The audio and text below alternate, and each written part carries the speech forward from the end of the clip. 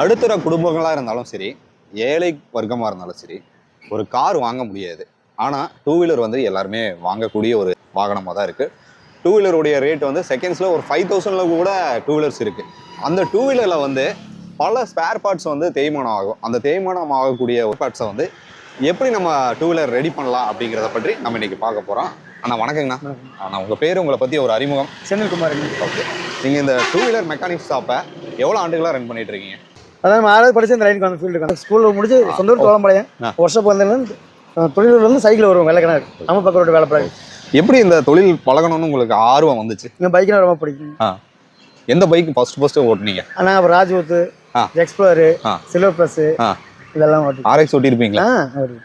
அந்த இன்ட்ரெஸ்ட் தான் நீங்க ஆமாம் முதல்ல இந்த தொழிலை வந்து ஒரு அசிஸ்டண்டா ஜாயின் பண்ணி தான் தொழில் கற்றுப்பாங்க. நீங்க யாருக்கிட்ட வந்து அசிஸ்டண்டா ஜாயின் பண்ணீங்க? மேட்டுப்பாளையம் வந்து கோயம்புத்தூர்ல இருந்தாங்க வேலைக்கெல்லாம். மேட்டுப்பாளையம் எங்கேயுமே இல்லை, ஷோரூம் டேரக்டாக வந்திருந்தாங்க.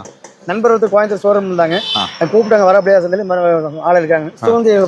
சுகுணாவில் போய் சேர்ந்துட்டாங்க கோயம்புத்தூர்ல. இப்போ அவங்க வந்து சுகந்த இடத்துல இங்கே மேட்டுப்பாளையம் எடுத்தாங்க. கேள்வி படிச்ச காப்பா அங்கே போய் வேலைக்கு வந்தாங்க. டேரக்டாக ஷோரூம் தான் வேலைக்கு வராங்க. மேட்டுப்பாளையம் எந்த வருஷம் வேலைக்கு இல்லை. இப்போ டாக்டர் இருக்காங்கன்னா மனிதனுடைய ஸ்பேர் பார்ட்ஸ் எல்லாமே அவங்க வந்து ஒரு படிச்சு உள்ள வருவாங்க, எம்பிபிஎஸ் படிச்சு. நீங்க வந்து ஜஸ்ட் படிக்கவே தேவையில்லை, நம்ம தொழில உள்ள கத்துக்கிட்டு ஸ்பேர் பார்ட்ஸ் எல்லாமே நீங்க தெரிஞ்சுக்கணும். இதுக்கு தனியா பாத்தீங்கன்னா டிப்ளமோ கோர்ஸ், இன்ஜினியரிங் கோர்ஸ் எல்லாம் இருக்கு, தெரியுங்களா? தெரியாது உங்களுக்கு. சரி, ஓகே. நீங்க அது தொழில வந்து நீங்க கத்துக்கிட்டு உள்ள வந்தனால அதை பத்தி உங்களுக்கு தெரியல. அவங்களுக்கு தெரியாத கூட உங்களுக்கு நிறைய தெரியும்னு நினைக்கிறேன்.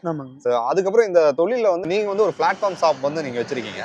இதுக்கு வந்து நீங்க ஏதாவது சுங்க வரி அந்த மாதிரி ஏதாவது கட்டிருக்கீங்களா? ஃப்ரீ தான், எந்த அரசாங்கம் எதுவுமே இல்லை, ஃப்ரீ தான். இந்த ஐடியா எப்படி வந்துச்சுங்க? ஒரு நல்ல பாய்விட்ட டைம்ல பழகு பாய்விட்ட கொடுத்து சொன்னோம். ஏதாவது சொல்லவே பண்ணுவேன், வாய்ப்பு பார்க்கலான்னு சாய் கொடுத்தாரு. ஆனால் எனக்கு வேணும்னு பணம் கொடுத்தேன். அவங்களோட மொபைல் ஷாப் டூ வீலர் கடையினே வச்சுக்கலாம் போல இருக்கேன். அவங்க வச்சு நகர்த்திக்கலாம், எங்க வேணாலும் எடுத்து வச்சுக்கலாம். ட்ரெயின் வச்சு எவ்வளோ அடி இருக்குங்க? ஆனால் இப்படி 8 இப்படி 10, 8க்கு 10. 8க்கு 10ங்களா?